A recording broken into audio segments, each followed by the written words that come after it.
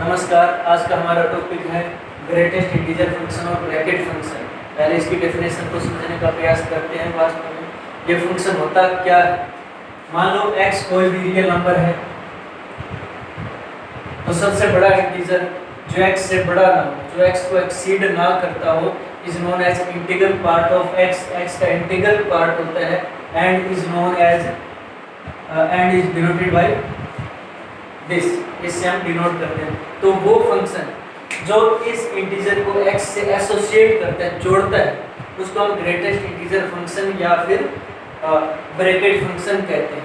जैसे मान लो हमारे पास 9.5, x की वैल्यू 9.5, तो सबसे बड़ा इंटीजर जो x या 9.5 से बड़ा ना हो वो 9 है, तो उस फंक्शन की वैल्यू आएगी अपने पास 9।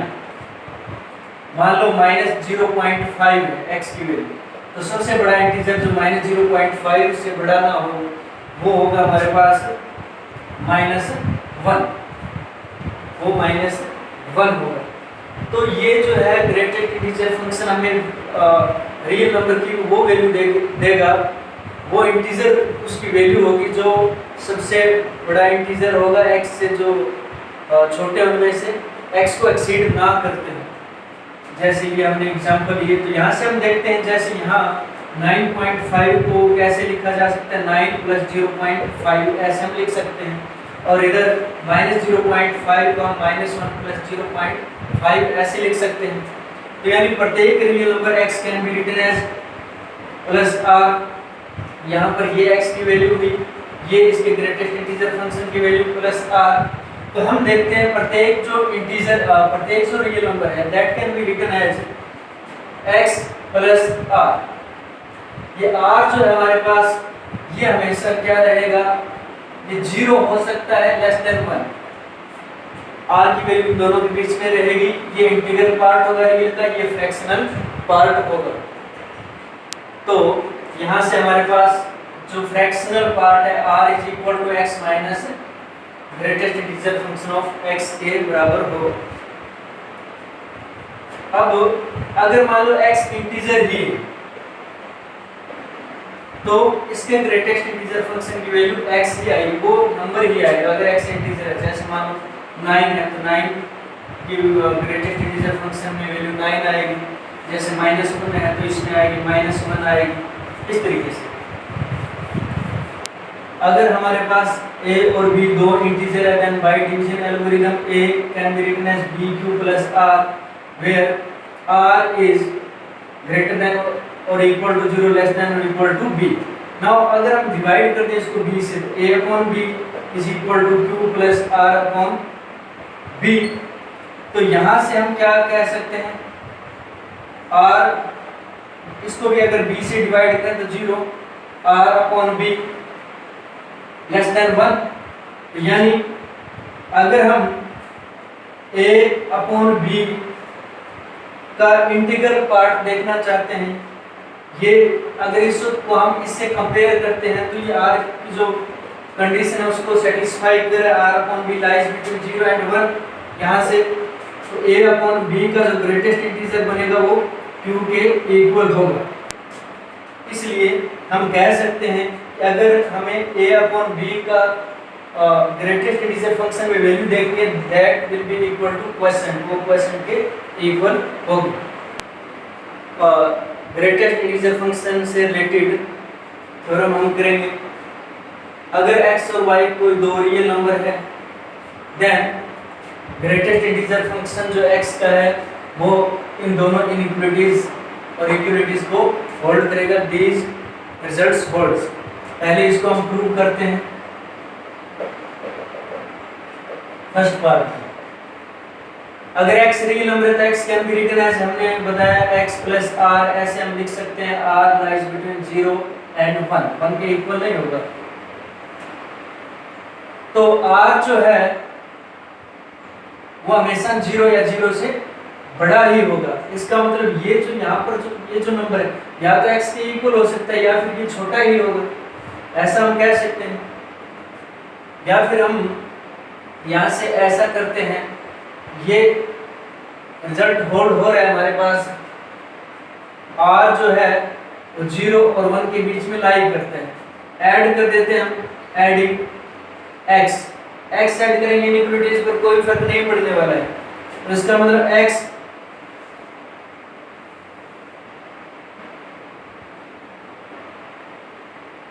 हम इसमें ये प्रूव करना है, हम ये ऐड कर देते हैं, तो x plus r x plus r, तो पहला रिजल्ट तो होल्ड हो गया, ये x के इक्वल है और ये हमारे पास, इसमें ऐड करें हम यहाँ पर 1, तो पहला रिजल्ट होल्ड हुआ। Now we will prove the second result को हम प्रूव करेंगे। अब x को हम ऐसे लिख रहे हैं, x plus r lies between this. हम यहाँ पर क्या इंटीजर है, दोनों तरफ हम m ऐड करते हैं, m plus r, taking greatest integer function both sides, x plus m is equal to x plus m plus r। अब ध्यान से अगर हम देखेंगे तो ये भी इंटीजर है, ये भी इंटीजर है, इसकी वैल्यू 0 और r की वैल्यू 0 और 1 के बीच में लाई करती है, यानी इसका जो ग्रेटेस्ट इंटीजर फंक्शन होगा ये इसके इक्वल होगा। So this can be written as x plus m। तो सेकंड रिजल्ट यहाँ पर इस तरीके से होल्ड हो जाएगा। थर्ड पार्ट इसका हमें प्रूव करना है greatest integer of x plus greatest integer of y, मतलब ये हमें रिजल्ट प्रूव करना है। प्रूव करते हैं हम थर्ड पार्ट को। x क्योंकि रियल है, this can be written as greatest integer of x plus r1 lies between 0 and 1। ऐसे ही y को हम क्या लिख सकते हैं, y प्लस r2 ऐसे हम लिख सकते हैं। यहाँ पर जब हम इसको अगर हम ऐड करेंगे तो r1 प्लस r2, इसकी जो वैल्यू है वो 0 और 2 के बीच में ही रहेगी। तो दो केस यहाँ पर अराइज होंगे। पहला केस क्या होगा, r1 प्लस r2 अगर 0 और 1 के बीच में है। Second, r1 plus r2 less than 2, less than और इक्वल ग्रेटर देन और equal to 1। r1 plus r2 के 0 और 2 के बीच में, तो हमने 1 से हमने इसको स्प्लिट कर दिया, 0 और 1 के बीच में, 1 और 2 के बीच में। इसको ऐड करते हैं, x plus y is equal to x plus y plus r1 plus r2। Greatest integer लेते हैं, x प्लस y का greatest integer, this is equal to x plus y plus r1 plus r2। पहले case में जब r1 plus r2 पहले 0 और 1 के बीच में, तो ये तो 0 और 1 के बीच में रहेगी, यानी इन फर्स्ट केस ये होगा हमारे पास x प्लस y के इक्वल, ये तो इसका फ्रैक्शनल पार्ट होगा। ये कब होगा, जब r1 plus r2 lies between 0 and 1। Second case में क्योंकि ये 1 से तो बड़ा है, 1 और 2 के बीच में, इसमें 1 और ऐड करना पड़ेगा, x प्लस y, क्योंकि ये मान लो 1.5, तो इसका ग्रेटेस्ट इंटीजर अगर हम देखना चाहेंगे तो ये 1 तो इसका आएगा ही आएगा, तो ये होगा हमारे पास प्लस 1। तो यहाँ से हमारे पास रिजल्ट निकल के आया कि x plus y this is, ये इससे तो छोटा ही होगा, लेस देन और equal to x plus y plus 1।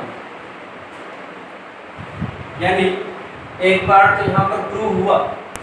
Second, हम जानते हैं कि जो x होता है, जो इंटीग्रल पार्ट होता है वो नंबर के बराबर होता है या छोटा होता है। ऐसे y का जो इंटीग्रल पार्ट होता है वो y से छोटा ही होगा या बराबर हो सकता है। अगर हम ऐड करते हैं x plus y, this is less than और equal to x plus y। अगर हम ग्रेटेस्ट इंटीजर फंक्शन लेंगे तो ये तो इंटीजर ही है, जब इंटीजर होता है उसका इंटीग्रल पार्ट वही ग्रेटेस्ट इंटीजर वही रहता है, दिस इज लेस देन और equal to x plus y। अगर आप इन दोनों को कंबाइन कर दें, इसको और इसको, तो हमें ये रिजल्ट मिलेगा।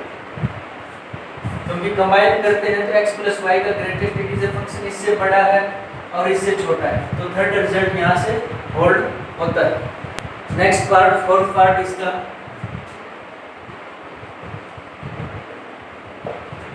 अगर x इंटीजर है,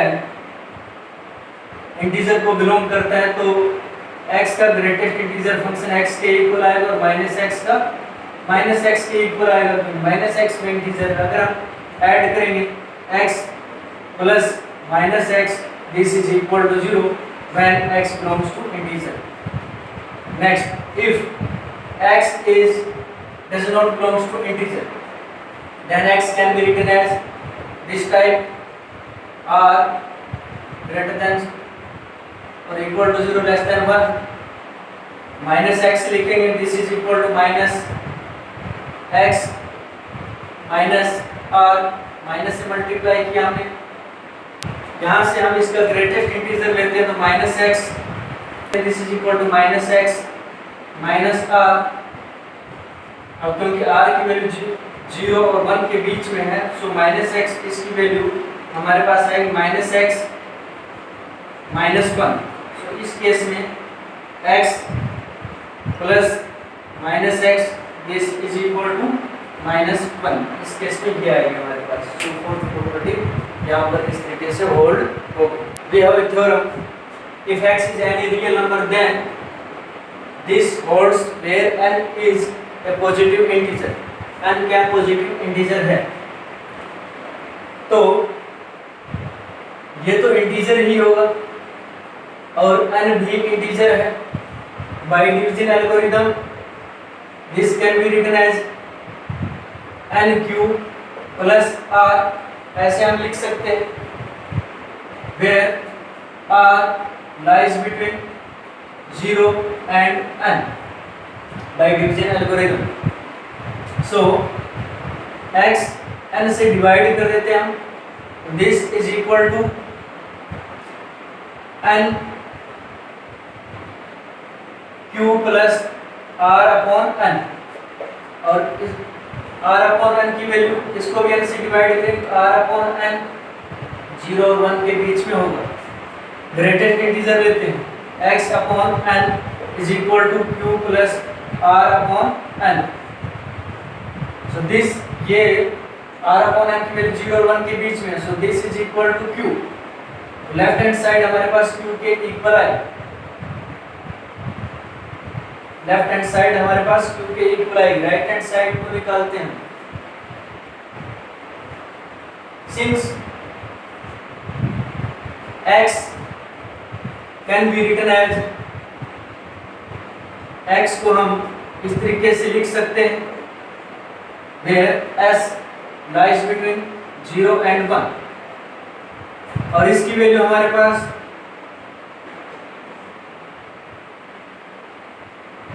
nq plus r plus s, इसकी वैल्यू हमने वहां से निकाल के यहाँ पर रखी। n से डिवाइड करेंगे तो x upon n is equal to q plus r plus s upon n। अब r plus s upon n की वैल्यू देखते हैं। यहाँ पर देखिए r जो है वो लेस देन n है, r इंटीजर तो है, इंटीजर ही होता है, इसका मतलब r अगर n के इक्वल है तो r लेस देन और इक्वल टू n माइनस 1 होगा। अब इन दोनों को ऐड करते हैं, यहाँ से ग्रेटर देन 0 होगा, ऐड करेंगे तो 0 ग्रेटर देन, ये यहाँ पर इनफिनिटी ये आ जाएगी, r plus s less than n minus 1 plus 1, यानी r प्लस s की जो वैल्यू है this lies between 0 and n। n से डिवाइड करेंगे तो r प्लस s ये आएगा। ग्रेटेस्ट इंटीजर अगर यहाँ पर लेंगे तो x अपॉन n का greatest integer this is equal to q plus r plus s upon n। अब ये तो 0 और n के बीच में, तो ये q के इक्वल ही आएगा। सो राइट हैंड साइड की वैल्यू भी q, लेफ्ट हैंड साइड की वैल्यू भी q। So this results